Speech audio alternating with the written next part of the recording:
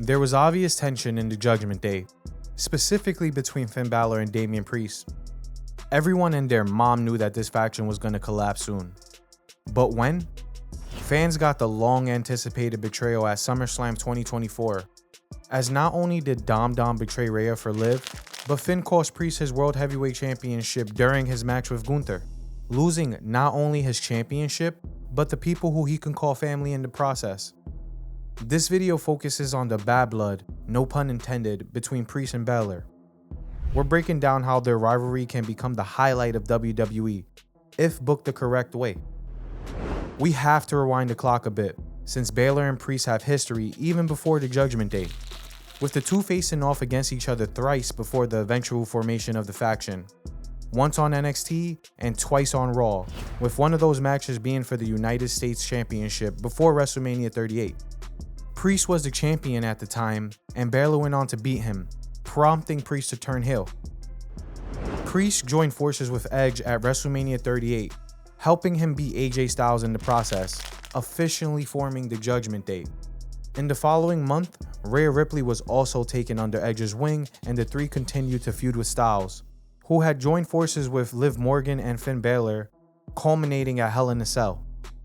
However, the next night, Finn Balor was introduced as the newest member of the Judgment Day, and in the same segment, Balor, Priest, and Rhea turned on Edge, kicking him out of the faction. At Money in the Bank in 2023, Priest went on to capture the briefcase, and on the same night, world champion Seth freaking Rollins faced off against none other than Finn Balor. Priest came out to the ring to help Balor, but he unintentionally distracted him, allowing Rollins to capitalize and win the match. Things got worse at SummerSlam, as in a rematch between Balor and Rollins, Priest came out with the briefcase, sliding it into the ring for Balor to use. However, Rollins immediately stomped Balor on the briefcase, winning the match. Things fizzled out pretty quickly, and Balor and Priest went on to win the Undisputed Tag Team Championships against Sami Zayn and Kevin Owens at Payback, and any heat between the two was seemingly gone. The faction became the most dominant force on Raw, looking virtually unstoppable throughout the road to WrestleMania.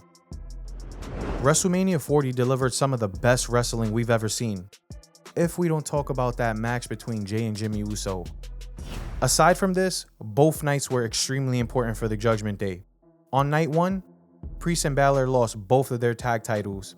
However, on night 2, Priest cashed in his Money in the Bank contract on Drew McIntyre, capitalizing on the moment and winning the World Heavyweight Championship for the first time in his career. Priest's first title defense came against Jey Uso at Backlash. He went on to win that match, but was frustrated with Finn Balor and JD McDonough interfering to help, even shoving them back to avoid beating Uso post-match. With SummerSlam approaching, Priest's significant improvement on the mic and character had already won over many fans, and even the keyboard warriors calling him a transitional champion had no option but to praise him. The biggest party of the summer was finally here, and boy did it deliver.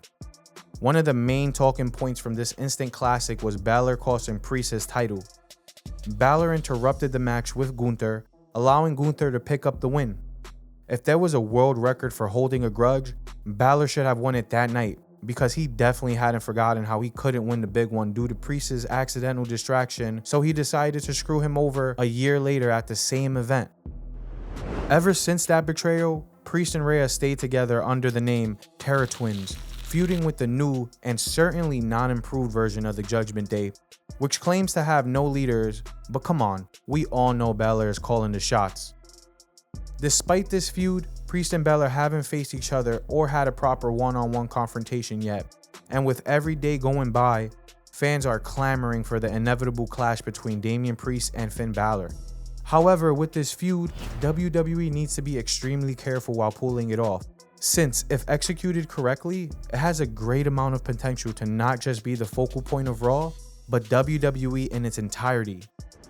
Almost every single fan has pointed out a problem with this new Judgment Day, that the faction is extremely weak, with this being evident with how the Terror Twins had the upper hand almost every single time they came in contact with the Judgment Day. Like seriously, you have 4 guys in the faction who have been unable to take down Priest? This specifically impacts Balor's credibility and any potential chances of a seriously taken rivalry between the two of them. This is why I'm stressing that WWE has to be extremely careful with this rivalry. They need to build Finn up as much as they can, and the perfect way to do this is by slowly taking the rest of the faction out of the picture and drive this rivalry to solely be between Priest and Balor. They can even further strengthen Balor by turning his character to be even more maniacal, someone who's willing to stoop to all lows for his personal benefit. They would need to use everything they can in their arsenal to really set the foundation for this rivalry. Ladies and gentlemen, it's time to look at the best routes WWE can take in order to make this rivalry worthwhile. The ideal place to get this rivalry going would be at Bad Blood. One of the things they can do is that they can go right ahead and create heat between the two, setting up a match at the PLE, or they can really squeeze out the juice from this rivalry and use the PLE in order to create more steam between them for a match in the future. Now here's the thing. Their first match will make or break this entire rivalry, and it all actually depends on the outcome itself. The weak showing of Judgment Day has already damaged their reputation, and this is why Finn Balor should win the first match of this rivalry without any help from the Judgment Day.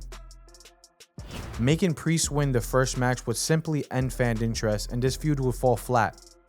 They've already shown the new Judgment Day in a weak manner, and the loss here will simply end all credibility for Finn Balor. In the initial stages of this feud, they need to make Balor look as strong as possible, making him look like a genuine threat. We have to remember that this feud is between Balor and Priest, not Judgment Day and Priest. At some point, they would need to take the other members of the Judgment Day out of the picture so they can solely focus on Balor and Priest. Liv and Dom could be busy with Rhea, McDonough could be written off after suffering a brutal beatdown, and Carlito can do Carlito things since he's the GOAT. Soon, one way or another, the WWE would have to take Judgment Day out of the picture, and this rivalry can even go on till WrestleMania.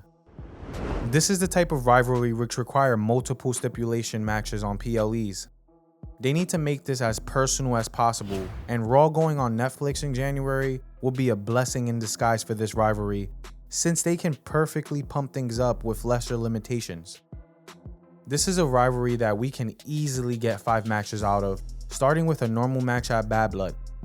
The rest of the matches, which can potentially be held at Survivor Series, Royal Rumble, Elimination Chamber, and WrestleMania, would require stipulations to intensify the rivalry between the two. I'm talking no holds barred, last man standing, and virtually any brutal stipulation that can take the two to their absolute limits.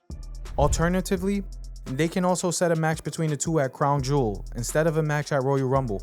They can pull an angle in the Rumble match by having either Priest or Balor eliminate one another, preferably Balor eliminating Priest. With every passing week in this rivalry, they need to make this as personal as possible, turning this into a genuine blood feud ending at WrestleMania. The victor of this feud can honestly go either way, and the reason why it's so unpredictable is due to one very key weapon Balor has that Priest doesn't.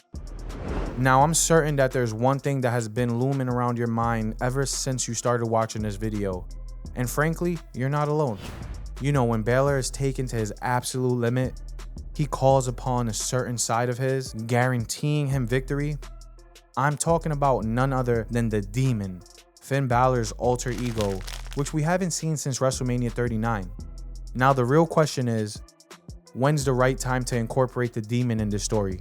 Bringing him in too early would be a mistake, since for the start of this feud, they need to show Balor on a strong level on his own, giving him 1, if not 2 wins over Priest to gain an advantage.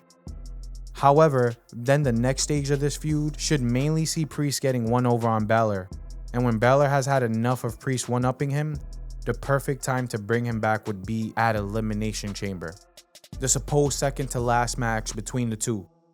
Priest would have no idea at Elimination Chamber that he would be facing the Demon, allowing Balor to gain an advantage quite easily and beat Damian Priest. All of these twists and turns will lead to the ultimate pinnacle of this rivalry at WrestleMania, where a more prepared Damian Priest can face off against the Demon once again. Honestly, the ending of this rivalry can go anywhere. They could have Priest win against the Demon, which would automatically set him at an even higher standard than where he was before, cementing him as a main event player for the time to come. Or make Balor win, properly cementing him as someone who has a lot of fight to give in the eyes of WWE, and can potentially hold a world championship in the future. This would help Balor start his solo run, which if played perfectly, can result in Balor this time having a proper world championship reign. But for all of that to happen, the WWE needs to make sure that they don't mess this feud up. So who do you think should come out on top in this feud? Leave your opinions in the comments below, and if you like this deep dive into Priest and Balor's rivalry, make sure to hit that like button and subscribe for more wrestling analysis.